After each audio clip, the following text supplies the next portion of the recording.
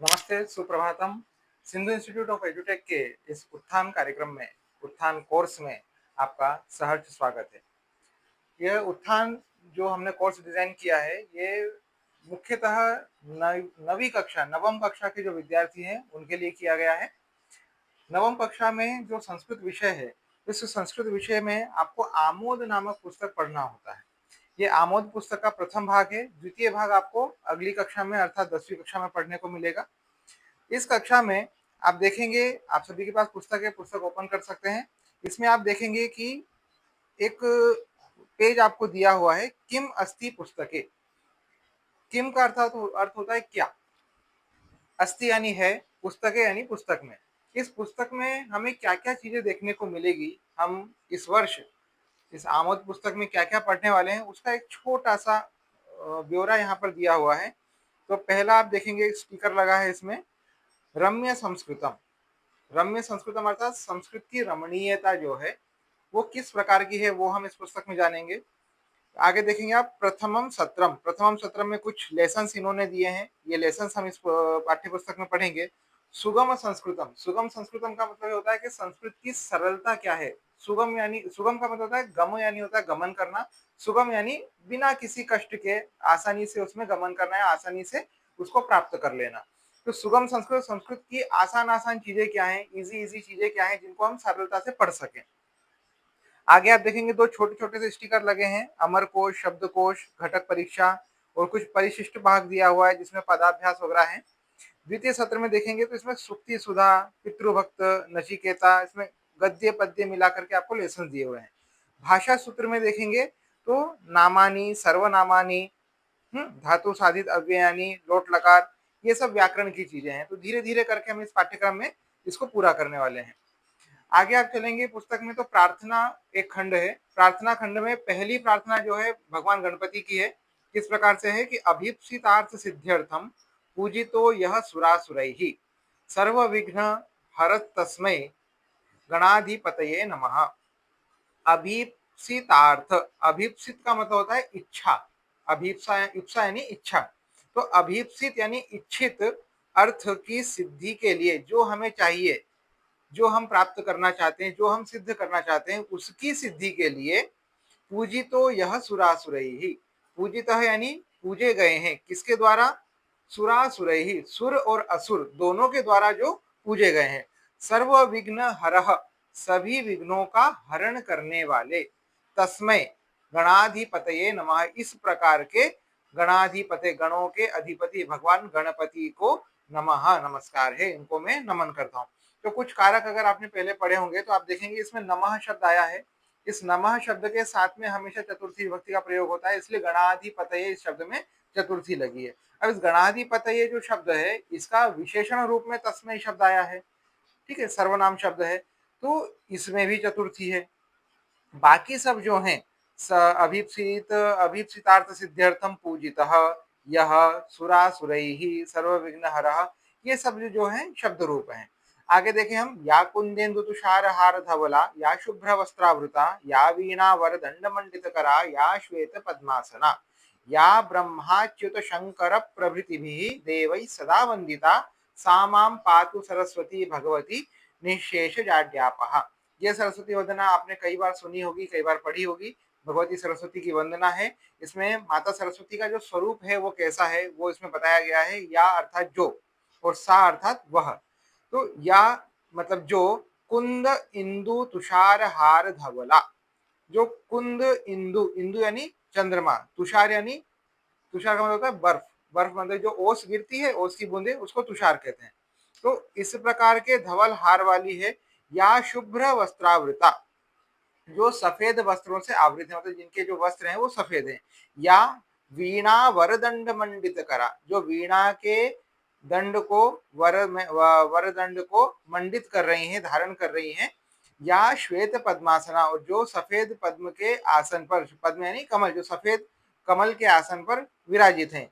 या ब्रह्मा अच्युत शंकर प्रभृति भी देवई सदा वंदिता, जो ब्रह्मा, अच्युत का मतलब होता है विष्णु, तो ब्रह्मा विष्णु और शंकर आदि, प्रभृति अर्थात इत्यादि, देवई ही, देवताओं के द्वारा, सदा वंदिता हमेशा वंदित हैं। सा यानी वह, माम पातु मेरी रक्षा करें, और क्या करें, सरस्वती भगवती वो सरस्वती भगवती मेरी रक्षा करें, निःशेष जाड्यापहा, और जो मेरी जितनी भी प्रकार की जड़ता है, मंदता है, मेरी बुद्धि की जो कमी है, उन सभी को आपहा दूर करें। ठीक है, आगे हम देखेंगे अज्ञान तिमिरांधस्य ज्ञानांजल शलाकया चक्षुरुन्मीलितं येन तस्मै श्री गुरवे नमः। यहाँ पे गुरु की वंदना की गई है कि अज्ञान रूपी तिमिर यानी अंधकार से ज्ञानांजन शलाकया, ठीक है, उस अंधकार के ज्ञान रूपी अंजन की शलाका के द्वारा चक्षुः उन्मीलितम, मेरे नेत्र खोल दिए हैं, ये जिसके द्वारा उस प्रकार के वैसे तस्मै श्री गुरवे नमः, ऐसे गुरु को मैं नमस्कार करता हूँ। और दो इसमें प्रार्थनाएं दी हुई है, काले वर्षतु पर्जन्य पृथ्वी सस्यशालिनी देशोयम क्षोभ रहित सज्जना संतु निर्भया। काले वर्षतु पर्जन्य, जो बरसात है वो काले अर्थात यथा समय पर बरसात हो, पृथ्वी सस्यशालिनी, और पृथ्वी जो है फसलों से धन धान्य से पूरित हो, देशोयम क्षोभ रहित, यह देश जो है क्षोभ से, दुख से, कष्टों से रहित हो जाए, मतलब इसमें देश में किसी प्रकार का शोभ कष्ट दुख इत्यादि न हो, सज्जनाः सन्तु निर्भयाः, और जितने भी इस देश के सज्जन लोग हैं वो हमेशा निर्भय रहें, उनको किसी प्रकार का भय ना हो। सर्वे अत्र सुखिनः सन्तु, यहाँ पर सभी सुखी हों। सर्वे सन्तु निरामया, और सभी जो है निरामय मतलब निरोगी रहें, किसी प्रकार का उनको रोग ना हो। सर्वे भद्राणि पश्यन्तु, सभी जो है कल्याण को ही देखें, कल्याण रूपी कार्य को ही करें। माँ कश्चित् दुःखम् आप्नुयात्, और कोई भी दुख का भाजी ना हो, कोई भी दुख को प्राप्त ना करे, आपने नहीं प्राप्त करना, कोई भी दुख को प्राप्त ना करे, मतलब कोई दुखी ना हो, ये है। आगे हम चलेंगे पुस्तक में, तो संख्या दी हुई है आपको 1 से लेकर के 100 तक, ये शायद आपको पूर्व की कक्षा में भी रही होगी, इसका भी हमें अभ्यास करना है। फिर देखेंगे सुगम संस्कृत की जो हमने बात की, सुगम संस्कृत मतलब जो हम रोजमर्रा में हम देखते हैं, डेली यूजेस में जो चीजें हमारे घर में हमें देखने को मिलती है, उनको संस्कृत में क्या कहते हैं, उनका संस्कृत में अनुवाद क्या होता है, उनका संस्कृत शब्द क्या है, वो इस चित्र पदकोश में दिया हुआ है। जैसे जो हमारा दरवाजा होता है उसको हम द्वारम कहते हैं, रंगोली होती है उसको रंगोली कहते हैं, ठीक है। उसके बाद हम डोरमेट लगाते हैं, दरवाजे के पास में पैर पोछने के लिए जो नीचे डोरमेट लगा होता है वो होता है पाद कटह, ठीक है। प्रधान कक्ष, जवनिका अर्थात पर्दे, पर्यंक, तल्पा, तो ये आप देख लीजिए, ये साधारण चीजें चित्र के साथ दी हुई है, इसमें हम समय नहीं लेके जाएंगे। आगे देखें वृत्तयः, वृत्तयः मतलब जितनी भी प्रकार के काम इस समाज में, इस क्षेत्र में हमें देखने को मिलते हैं, जैसे कुछ लोग डॉक्टर हैं, वो डॉक्टर का काम कर रहे हैं, कुछ इंजीनियर हैं, ठीक है, कुछ जो है मजदूर हैं, कोई जो है सब्जी बेच रहा है, कोई चाय बेचता है, कोई दुकानदार है, तो जिन जैसे शिक्षक हैं, छात्र हैं, तो जितनी भी प्रकार की वृत्तियां होती है, वृत्ति मतलब जितने भी प्रकार के कार्य होते हैं, उनका संस्कृत नाम क्या है वो इसमें बताया गया है। तो पहला देखिए आप, दंत वैद्य मतलब डेंटिस्ट, परिचारिका नर्स, वैमानिक विमान चालक पायलट, ठीक है, अंतराल वीर, ठीक है, जो अंतरिक्ष में जाता है, वैज्ञानिक आरक्षक, तक्षक, तक्षक जो लकड़ी का काम करता है, कुंभकार, भारवाह, भारवाह मतलब मजदूर, धीवर मछली पकड़ने वाला, आपणिक दुकानदार, शौचिक टेलर दर्जी, तंतुवाय कपड़ा बुनने वाला, अभियंता इंजीनियर, पत्रवाहक पोस्टमैन, यान चालिका ड्राइवर, लेकिन यहाँ फीमेल ड्राइवर है, पुल्लिंग होता तो यान चालक, स्त्रीलिंग होगा तो यान चालिका, मालाकार मतलब माली, लेपकार जो मजदूर जो ये बनाता है, दीवार इत्यादि बनाने का काम, कंस्ट्रक्शन का जो काम करता है वो लेपकार, शिक्षक शिक्षक, पाचक भोजन पकाने वाला। इसके आगे देखिए क्रिया शब्द दिए हैं, क्रिया अर्थात कार्य, जो कार्य मनुष्य अपने सुबह उठने से लेकर रात को सोने तक जितने कार्य करता है उन सभी के लिए एक वर्ब होती है क्रिया, हम अंग्रेजी में वाक्य बनाते हैं वर्ब बोलते हैं, ठीक है। मराठी हिंदी में उसको क्रिया कहते हैं, संस्कृत में उसको धातु कहते हैं, वो हम आगे पढ़ेंगे धातु क्या है।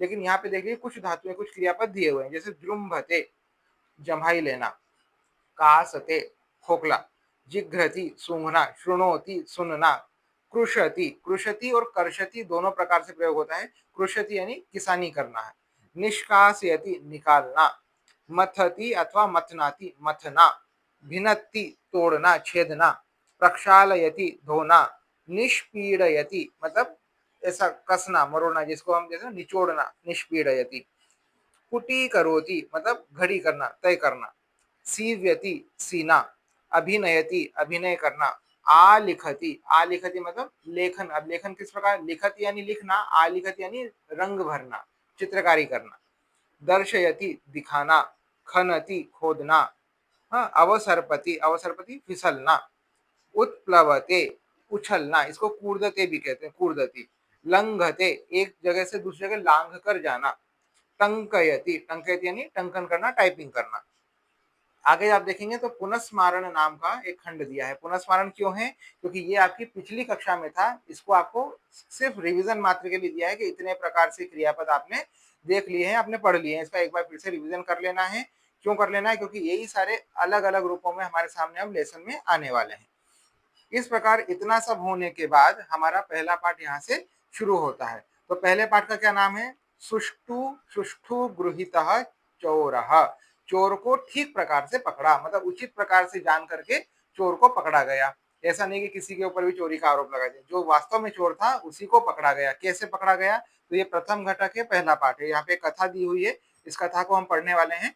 देवदत्तः नाम कोऽपि धनिकः आसीत्, देवदत्त नाम का कोई एक धनिक व्यक्ति था, आसीत भूतकाल में था। एकदा, एक बार, तस्य धनस्यूतः लुप्तः, एक बार क्या होता है, उसका धनस्यूत यानी पैसों का जो बैग होता है वो लुप्त हो जाता है, कहीं गायब हो जाता है। तस्य गृहे षड्भृत्याः आसन्, उसके घर पे 6 भृत्य यानी 6 नौकर थे। तेषु एव एकः चौरः स्यात्, उन नौकरों में से ही कोई एक चोर होगा, ऐसा उसको लगता था। इति तस्य मतम, ऐसा उसका मानना था। चौरम गृहीतम सह वीरबलम सहायम अयाचत, बीरबल का नाम आपने सुना है, अकबर के शासनकाल में उनके पंच नवरत्नों में से एक थे। तो चौरम गृहीतम, चोर को पकड़ने के लिए वह क्या करता है? वीरबलम सहायम अयाचत, वीरबल से सहायता मांगता है। वीरबलः अवदत्, वीरबल कहता है, मित्र, अद्य सायंकाले तव सर्वान् भृत्यान् मम गृहं प्रेषय, आज तुम्हारे सभी जो भी नौकर हैं, सभी भृत्यों को शाम को मेरे घर पर भेजो। यथा निश्चितम सर्वे सेवकाः वीरबलस्य गृहं आगताः, जैसा निश्चित हुआ था उसके अकॉर्डिंग सारे सेवक जो है बीरबल के घर पे चले जाते हैं, आ जाते हैं। वीरबलेन पूर्वमेव सर्वेषां कृते समानोन्नतयः यष्टिकाः आनीताः, बीरबल ने क्या किया था? सभी के लिए पहले से, यष्टि का मतलब होता है छड़ी, लकड़ी, समान उन्नति वाली, समान जो है लंबाई वाली एक यष्टिका उन्होंने ला करके रखी हुई थी। सह सेवकान अवदत, और वह सेवक को बोलता है क्या? भो पश्यन्तु एताः माया यष्टिकाः, कि देखो ये जितनी भी लकड़ियां हैं ये सब माया यष्टिका है, मतलब कि इनमें जादू है। क्या जादू है? तासु एकाम यष्टिकाम स्वीकृत्य सर्वैः देवदत्तस्य गृहं गंतव्यम, ठीक है, और उनमें से एक एक यष्टिका लेकर के सभी को देवदत्त के घर पे चले जाना है। श्वः प्रभाते पुनरागंतव्यम, और कल ये सभी यष्टिकाएं वापस लेकर के आना है। क्यों लेके आना है? येन केनापि धनस्यूतः चोरितः स्यात् तस्य यष्टिका अंगुली मात्रम दीर्घा भविष्यति। अब इसमें जादू क्या है कि जिसने भी वो धन की पोटली, धन का बैग चुराया होगा, उसकी यष्टिका एक उंगल, एक उंगल क्या हो जाएगी? बढ़ जाएगी, ठीक है। तस्य यष्टिका अंगुली मात्रम दीर्घा भविष्यति, एक अंगुली के बराबर वो बढ़ जाएगी, बड़ी हो जाएगी। रात्रौ सर्वे भृत्याः सुखेन निद्राम अकुर्वन्, सारे भृत्य वो सारी यष्टिका लेकर चले जाते हैं और सुख से सो जाते हैं। ऋते एकस्मात्, ऋते एकस्मात्, उनमें से कोई एक, सह अचिंतयत, वो सोचता है क्या? श्वः प्रातः मम चौर्यम प्रकटितम भवेत, सुबह जो है मेरा चोरी का कार्य जो है प्रकटित हो जाएगा, सबको पता लग जाएगा मैंने चोरी की है। अतः अहम अधुना एव मम यष्टिकाम अंगुली मात्रम कर्तयामि, इसलिए मैं अभी से जो है मेरी लकड़ी को, मेरी छड़ी को एक अंगुली काट देता हूँ। इससे क्या, अगर वो बढ़ेगी भी तो भी वो बराबर रहेगी, एक अंगुली वो उसमें से काट लेता है। इति चिंतयित्वा तथा कृत्वा सह सुखेन सुप्तः, ऐसा सोचकर और उसको एक अंगुली काट करके सुख से सो जाता है। अन्येद्युः लघु यष्टिकाम दृष्ट्वा वीरबलेन चोरः सम्यक् ज्ञातः गृहीतः च, दूसरे दिन, अब उसमें लकड़ियों में कोई जादू तो था नहीं, दूसरे दिन जैसे वो लकड़ी को लेकर के कहाँ होता है, बीरबल के घर पे जाते हैं, तो उसकी बाकी सबकी लकड़ी बरोबर होती है, सिर्फ उसी की एक लकड़ी क्या होती है? एक अंगुली कटी हुई होती है। तो उस छोटी एक अंगुली कटी हुई लकड़ी को देख करके बीरबल को पता लग जाता है, वो जान जाता है कि यही चोर है। अतः बीरबलेन चोरः सम्यक ज्ञातः, ठीक प्रकार से जान लिया, और गृहीतः च, और उसको पकड़ लिया। अपराधी भृत्यः बीरबलस्य पादयोः पतित्वा स्वस्य अपराधम अंगीकृतवान, अपराधी जो होता है वो क्या करता है? बीरबल के पैरों में गिर जाता है, और पैरों में गिर करके अपने अपराध को स्वीकार कर लेता है, स्वीकार कर लेता है। अंगीकृतवान स्वीकार करना। धनस्यूतम च समर्पितवान, और उसके बाद जो धन का बैग होता है, जो पोटली होती है, वो दोबारा अर्पित कर देता है, दे देता है कि भाई ठीक है, मैंने चोरी की थी लेकिन अब ये ले लीजिए। तो इस प्रकार से बीरबल की बुद्धिमत्ता से क्या होता है? सुष्ठु गृहीतः चोरः, किसी के ऊपर उन्होंने चोरी का आरोप नहीं लगाया, फिर भी चोर अपने आप सामने आ गया कि कौन चोर है। ठीक है, तो ये हमारा पहला पाठ है। इस पाठ में कुछ प्रश्न उत्तर दिए हुए हैं। इन प्रश्नोत्तरों को हम अगली कक्षा में पूरा करेंगे। फिर आगे देखेंगे हम रम्यम संस्कृतम आएगा, किम कृत्वा, यहाँ पे त्वा प्रत्यय का होता है, हम त्वा प्रत्यय अगली कक्षा में व्याकरण के उसमें पढ़ेंगे। थोड़ा सा हम ये देख लेते हैं। उचितम पर्यायम चिनुत भाषाभ्यास है। कस्य धनस्यूत लुप्त, किसका धनस्यूत जो है पोटली होती है वो लुप्त हो जाती है, तो ऊपर दिया हुआ है देवदत्त से, उसका उत्तर रहेगा। इसमें वो वीरबल से, भृत्य से, नृपस्य इत्यादि आंसर इसमें हो सकते हैं, लेकिन लेसन के अकॉर्डिंग देवदत्त से ये उसका उत्तर है, क्योंकि हमने अभी लेसन पढ़ा है। गृहे कति भृत्या आसन, कितने इसमें नौकर थे उनके घर पे, तो ऊपर लिखा हुआ था षड भृत्या, 6 उसमें नौकर थे। वीरबलस्य कस्य मित्र, वीरबलः कस्य मित्रम, बीरबल किसका मित्र था, तो चौर का मित्र था, यष्टिका का मित्र था, भृत्य का था या धनिक का था, तो धनिक का मित्र था। श्वः मम चौर्यं प्रकटितं भवेत् इति चिंता कस्य चित्ते जायते, कल मेरी चोरी पकड़ी जाएगी, ये चिंता किसके मन में होती है, दासस्य, वीरबलस्य, धनिकस्य, नृपस्य, तो उनका जो दास होता है, भृत्य मतलब दास, सेवक, ठीक है, उसी के मन में होती है, तो दासस्य इसका उत्तर है। किम किम वदति पश्यन्तु एताः माया यष्टिकाः, ये किसने बोला है, ये वीरबल ने बोला है।